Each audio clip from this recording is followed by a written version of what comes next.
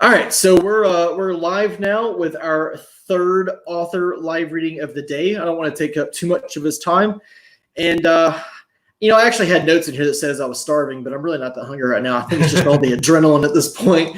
But I'm going to step away and let Dale introduce himself, tell you a little bit about his novel Good Company, which is the third book in the Fifth Ward series, and have him read an excerpt from the novel. So Dale, you know what to do, so take it away. I know what to do. All right. Thanks, Dave. Absolutely. Hello, everyone. I'm Dale Lucas. I'm the author of the Fifth Ward series from Orbit Books. The third book, Good Company, came out last August. Here it is right here. The basic thing you need to know about this series is that it's fantasy, and it's kind of like if you took a buddy cop story like Lethal Weapon or 48 Hours or something like that, and you plopped it down in the middle of like Middle Earth or a setting like that. Basically, we have a young man who's run away from home, Rem, and he ends up in this huge coastal crossroads city, Yanara, and he manages to get a job on the local, what are called the Ward Watch. And he's partnered with a very violent and belligerent dwarf named Torval. And as happens in most buddy cop stories, at first they have to fight with each other. Eventually they come to love each other. They solve mysteries and they deal out two-fisted justice. The first two stories, the first one being First Watch, the second one being Friendly Fire, took place in Yanara, in the confines of the city. And in the third book, I wanted to do something a little different. So we got them outside the city. And basically, they have managed to catch a notorious forest outlaw, kind of a Robin Hood type, who has ventured into the city for some personal business. And they're going to deliver him. He's known as the Red Raven. They're going to deliver him to a neighboring free city, Errold, and collect a big reward on him. But along the way, on the journey, all kinds of terrible things happen. They don't know who they can trust because they're traveling with people from other places that they've never met before and that they don't really know. Everybody's got an agenda, and zany antics ensue. So anyway, what I'm going to do, I'm going to read you an excerpt from this. It's a little different from a lot of excerpts. Very often I'll start with something from the beginning of the book, but this is actually pretty deep in the book. And basically what happens here is that Rem has been captured. Oh, and by the way, to all of you folks doing the live comments and saying you're excited for the reading, thank you so much for being here. I really appreciate it. I'm very excited to read for you guys because I actually love doing readings, and I don't get to do them very often. So anyway, we'll start. I don't think you need to know much more than Rem has been separated from the folks he's been traveling with. He's been captured, and he wakes up after being unconscious for a while. "Wakey, wakey," a croaky voice said, accompanied by a waft of fetid air that Rem assumed was the speaker's rancid breath. He didn't really want to open his eyes. His head felt too large for his shoulders and ponderously heavy, like an overfilled wineskin. He managed, however, and was most puzzled by what he saw. Everything was upside down. No, that couldn't be right. He was upside down. He could feel it now, his tied feet far above him, his arms hanging below, his body and head swaying gently on the end of his tether like the clapper in an iron bell. His mouth was dry enough to sand lumber with, and his throat felt as if someone had tried to hang him and mucked up the job. He tried to draw a deep breath, gagged, and launched into a terrible coughing fit. The spasms that racked him as he coughed made him swing in a slightly wider arc. Trying to stop the coughing and catch his breath while hanging head downward like this was nigh impossible. But, he supposed, at present, that was the least of his worries. What truly concerned him was not how terrible he felt, nor how helpless he was, hanging by his bound feet about an arm's length above a wood plank floor.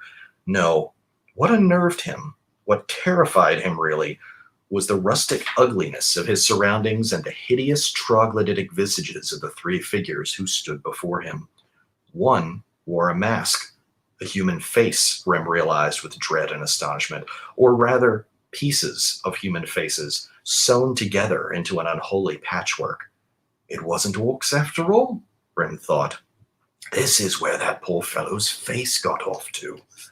Behind the flesh-masked man was another tall and muscular, but twisted as well like a gnarled oak. Shoulders uneven, a hump on one shoulder blade, head bent at a strange sideward angle, one arm ending in a stunted two-fingered hand held against his big chest, the other arm dangling at his side, impossibly long. The third figure was an old woman. Her face looked as though it had been carved from a sun-seasoned piece of old tree bark, lined and weathered and bleached and creased, framed by thin wisps of white tangled hair. She only had one eye.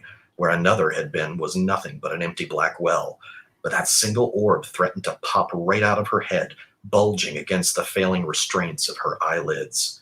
Merciful. She was the closest, the one who'd blown her rank breath into Rem's face as she'd urged him back to wakefulness. Merciful Aemon, gods of the panoply and saints of grace and fortune, don't let me die here, Rem thought suddenly. Anywhere else. In the woods, in the river, tossed from a cliff, mauled by a bear, but not here. Not among these things, these half-people, errant from a nightmare of big witches and child-snatching ogres. There he is, the old crone croaked. She was bent double. Her head craned almost upside down to match the position of Rem's. She stood uncomfortably close to him, and he could smell her even when she wasn't speaking. She had a reek like rotting flesh and sickness. The big one with the twisted body clapped its mismatched, misshapen hands. Grr, grr, grr, it babbled in a low, throaty voice. Go north, no window. Rem thought it might be speaking the common tongue. There was something familiar in those words, but the thing's horrid mouth, tongue, and palate, pure wreckage all, like a gaping entrance to a collapsed mine shaft, kept it from forming its words correctly. Sable says he wants the leg, great mother, the one with the quilt-like human face mask said. I'll settle for the soft bits, his bobs and his black nappy and the red ropes. What o' you hog, Swifty, great mother said impatiently, her face still an inch from Rem's. His questions need answering. Catherine? The big one, Siebel said. You heard me, great mother snapped, now standing to her full height, which was only a little taller than Torval. The old crone was so withered by time, so bent by the blows of fate and circumstance, and, Rem guessed, inbreeding, that she looked almost like a butcher's hook on legs. She turned, addressing someone unseen. Brownbon, Fopsy, stoke that fire. We need the cauldron boiling. Stoked, someone said. It sounded like a woman, but Rem couldn't be sure. Sundry hells it is, Great Mother crowed, then stalked toward whomever she was addressing, giving Rem a casual shove as she did so. Suddenly, Rem found himself spinning on his tether, the whole topsy-turvy world around him whirling in lazy circles, with no means of stopping in sight. He caught scattered impressions of the place they were in. It was a cottage of some sort, roomy inside, with a high ceiling and a great deal of space between the visible walls. It was sloppily made, wide gaps between most of the clapboards that made up the outer walls, allowing pale sunlight in from the outside. Every inch of the place was littered or decorated with the cast-offs of these terrible, bloody-minded woodfolk, small fragments of bone, crumbs, old dried leaves, and desiccated clumps of moss littering the floor, ragged furs and half-cured pelts and great swaths of flayed and half-tanned skin nailed to the walls or hanging from curing hooks, iron tools from an age already ancient when Hobbs' Folly had been full of life and hope, strange bottles and jars filled with all sorts of horrifying, quasi-identifiable flora, fauna, or body parts, and ill-made, tilting furniture that would have been comical if it hadn't been found in such a hideous, hellish place. All around him was the smell of death and decay, the coppery tang of blood, the astringent stink of piss, and the low, mulchy odor of excrement, as well as a horrid, rotting scent that reminded Rem of both worm-ridden fruit and fish left to ferment in a hot sun. The others, Brown Bon and Fopsy, stood behind Rem, shuffling around a great stone-ringed fire pit, built inside this fire trap of a house, brilliant, attending to a giant iron cauldron hanging above crackling flames. Fopsy was indeed a woman, thick through the middle, barefoot, thin, stringy hair having mostly fallen out in clumps, wearing an old ragged dress that had clearly been taken from a rich owner 5 or 10 years ago. Brown Bond had his back to Rim, so he could see little of the man, no matter how many times he passed through Rim's spinning vision. From the back, he wasn't so fearsome, just a man, thin, bony, a little hunched, but Rim guessed he'd be just as vile once he got around to revealing himself. Gods, what had he gotten himself into? The one-eyed old woman, Great Mother, turned back toward Rim from the cooking cauldron. She shuffled nearer and lowered her terrible, time-furrowed visage close to Rim's. Before speaking, she reached out a single bony hand and arrested Rim's spin as well. "Now then," she said, once more blowing that rancid breath into Rim's face. "Let us have a palaver, eh? How would supper like that?" He was entirely too close. He could not only see that she had no teeth, but could make a close examination of the yawning black wells in her gums where teeth used to be every time she spoke. And did she just call him supper? "Palaver," he managed. "Absolutely. As you wish, madam. Ask me your questions, and I'll answer honestly. You have my word." She hit him headwise. "Shush now, supper. You talks too much." "Forgive me," Rim said, trying to maintain some modicum of restraint. "How came I to be here, may I ask?" She hit him again, harder this time. "Quiet, says I. That's talking, ain't it?" The one with the human face mask, Swifty, slid into Rim's field of vision now. His body was rocked by strange spasms. When an odd sound emanated from the strange goblin of a man seconds later, Rim realized he was laughing. Snickers that rocked his whole body as if he was on some hilarious joke that Rim himself had missed entirely.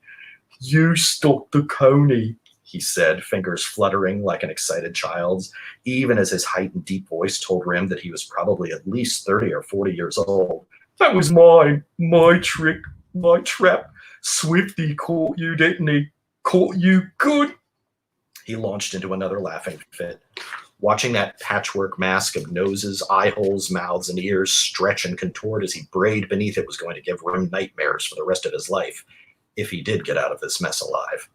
He wondered if the effect might be less loathsome, less disturbing, if this Swifty just wore a single face at a time instead of this hideous slapped-together monstrosity. Great Mother drove one fist into Swifty's gut and he spat out a breath, wheezing. He bent double and moaned as the old witch turned back to Rim. "Clap that hog trough," she muttered. "Idle prattling, foolish boy." "That hurt, Great Ma," Swifty said. "And good thing it did," she hissed. "Elsewise you might not get the message carried, eh?" "Look," Rim said, voice calm, eminently reasonable. "I was separated from my friends. They'll be looking for me. If they find me in this state," he indicated his topsy-turvy position, "they're liable to be quite cross with you. What say you cut me down and see me on my way?" Great Mother smiled a little, then made an offer of her own.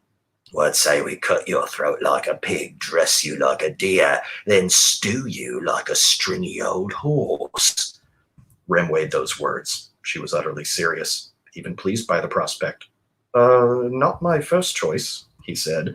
"Let me do it, Great Ma," Swifty begged, having found his breath in his voice again. "Let me bleed him." Siebel shuffled into view now, the big twisted oaf with the misshapen limbs and bent neck. Me too, he chuffed. "Yeah, madama happy bears." Rim could see his face more clearly this time, and he shuddered at the sight. The creature was, he thought, human, or some small part so, but a primitive existence and spoiled lineage hadn't been too kind to him. His head was a misshapen oblong covered in seeping boils and lumpy tumors that threatened to split the skin.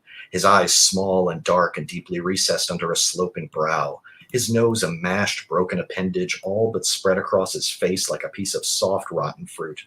His mouth was the worst, though. Soft palate cleft, lips strangely puckered and leathery, hanging loose as though they'd been glued on by their horrid architect at the last moment. Teeth a tangle of yellow and black discoloration against livid red gums. "Where's the little uns?" Great Mother asked. Swifty shrugged. "Chuck hunting, birding, egg picking, how should I know?" Rim fought the urge to cry out. "Little ones? Here? Among these? You've got to stall them," Rim thought. "As long as possible, any way possible. Maybe if you stall them long enough, you'll think of something, formulate a plan, see a way out of this." But he imagined there was no way out of this. He'd already reached his hands up quickly and subtly to his belt and found his dagger gone.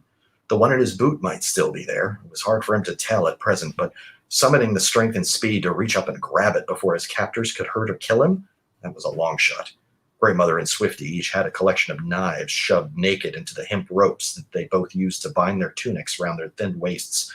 Maybe if one of them got close enough, he could grab a blade and... No, that was foolish.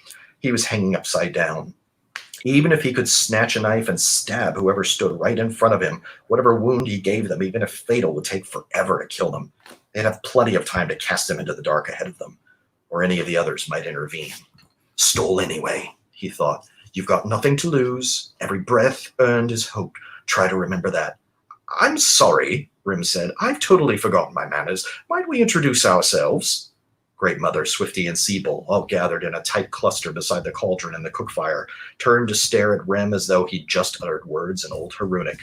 Foxy and Brown Bond gave him odd looks as well, pausing briefly in their ministrations to the fire and the contents of that big iron pot.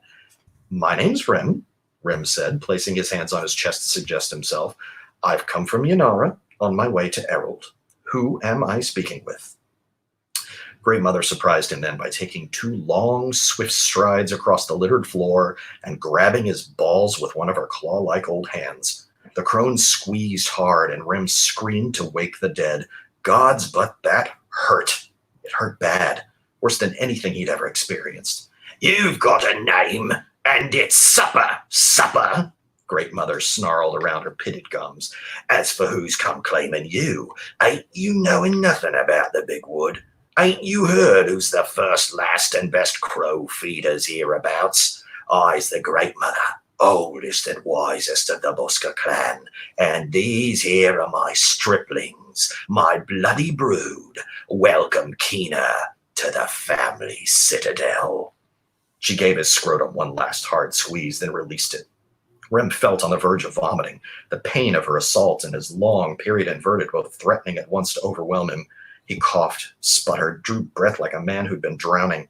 He realized that his eyes were wet with tears, and he might have uttered a sob or two as she'd squeezed. Pleased to meet you, he croaked. We's the jeepiest hereabouts, the shiniest and the bloviest, the bloodiest. Why, people sing songs of we, the bloody buskers, far and wide. If you come mopsing through this wood unknowing, you's a fool indeed. Fool indeed, Rem parroted, the agony between his legs now subsiding to a dull, throbbing ache. Squidge him again, Great Ma, Swifty urged. I like it when he blogs like that. Please don't, Rem begged. Fine then, on to business, the old woman said, cackling as she did. Clearly she was pleased with herself for causing Rem so much pain. Now she shuffled nearer again. How many? She asked. How many what? Rem asked in return. Great Mother hit him across the face. The touch of her rank skin, however brief, was enough to make him gag. How many come you? You's not alone, not in these woods. We seen your snaky train. If you saw, Rem said, then you know how many. Can't count, Swifty said apologetically. Not well. Shut your gullet, Great Mother snapped, then returned her attentions to Rem. Tell us now, how many? Give us the truths and we'll do you quick supper. No pain, just whoosh, fast and neat, out like a candle. There were 40 of us, Rem lied, and we're expecting 100 more. The Duke was to meet us with a full company honor guard somewhere west of the river ford. 40 and 100, Swifty gasped. That's more than 20, maybe even more than 30. But Hank and Porky, Siebel snuffled.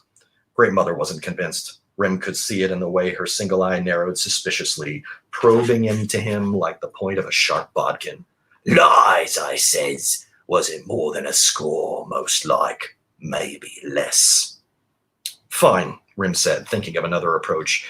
You found us out. We're outlaws here to trade with the devils of the Weld.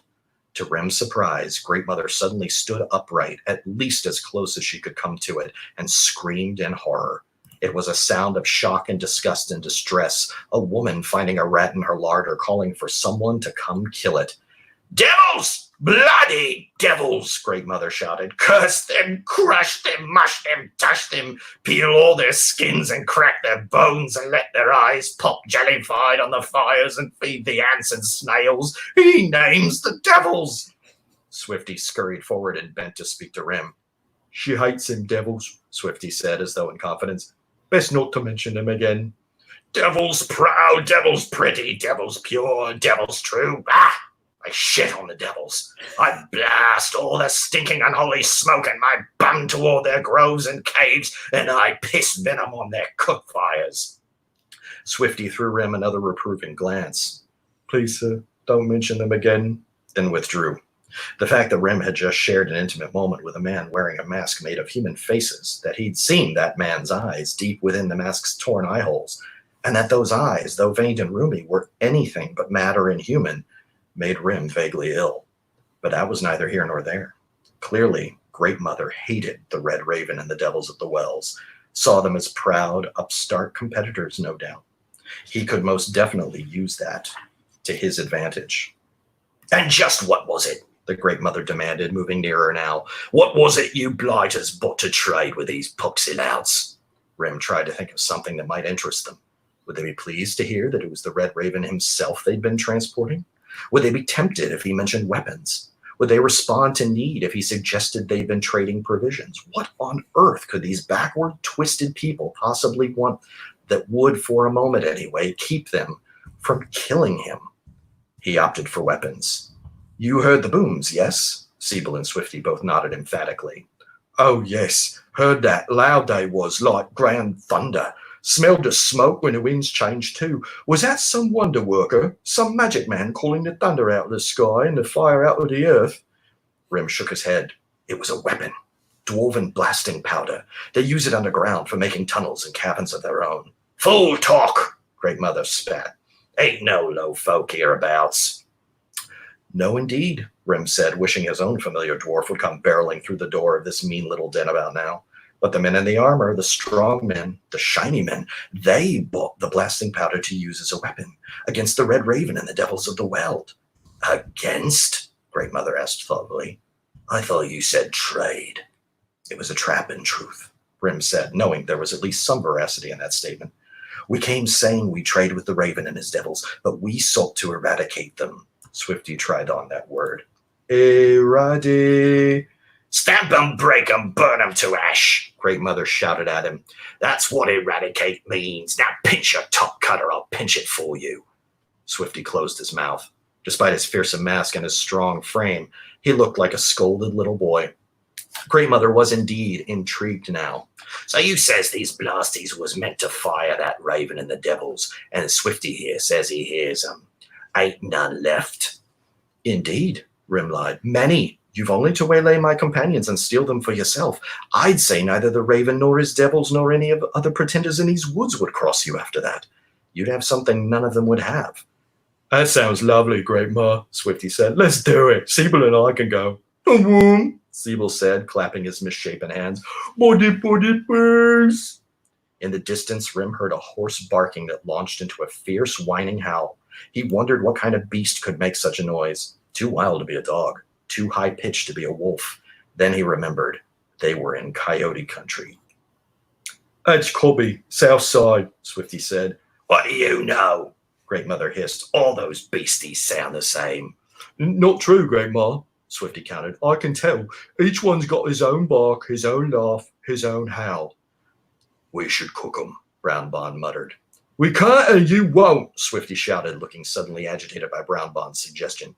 He's just baiting you, Swifty, Fopsy said. She returned to chopping whatever twisted root she'd been peeling, tossing chunks into the stew cauldron. Once more the coyote barked, but its call was altered this time. Barks devolved to a howl, but the howl was suddenly cut off. In its wake, silence reigned. Oh no, Swifty said, rheumy eyes widening with the darkened holes of his human skin mask. You hears that? Those flea-bitten beasts are your problem, Great Mother grumbled. Eyes with brown bun. Should have cooked 'em long time ago. Thieving things. They's the guards, Swifty said, and moved toward the far side of the room now, out of Rem's field of vision. What was he doing? I's gotta go. Siebel, you come too. Siebel shuffled to follow. Siebel, stay, Great Mother snarled. Swifty, too. Swifty appeared to Rem again. He was carrying a big, unwieldy weapon now, a hammer of some sort, the handle long and thick, the head small but clearly heavy, probably pure iron. It looked like a comically enlarged version of the maul Torvald was so fond of carrying. They bark because someone comes, Swifty said desperately. I's going to cite it. They bucks, 'cause they're dog rodents, that's why, Great Mother said. Now put that hammer down. We ain't done with supper yet. Very nice. There you have Ian, it. why do you not do audiobooks? Because that was Nobody's impressive. ever asked me. Yeah, 'cause that was really yeah. impressive. I mean, I love Simon Vance's narration of your books, but He's that was brilliant, phenomenal. Yeah, he's it was so funny. I basically asked for him, not thinking I would ever get him in a million years, and then they got him. So I was pretty pleased with that. But yeah, no, I love doing readings for exactly that reason. The voices are half the fun. Yeah, exactly. Well, you have a job if you ever need one. I mean, you should definitely do some recordings and send them off because I think you'd be great. I'll see And what I that was can do about that. reading. Absolutely. Yeah. Well, I hate to run, but I'm gonna go ahead and No problem. be done. But guys, definitely check out his Fifth Word series. It's Yes, absolutely please. phenomenal. I've read all 3 books in it. They're great. If you love like little police procedurals with a lot of fantasy thrown in. But Yeah. Dale, thank you so much for coming out. Thank you, Dave, and thank you everybody who came out and listened. I really appreciate the support. You guys have a great day. Thanks again, Dale. And everybody that's tuning in, World Building will be up shortly.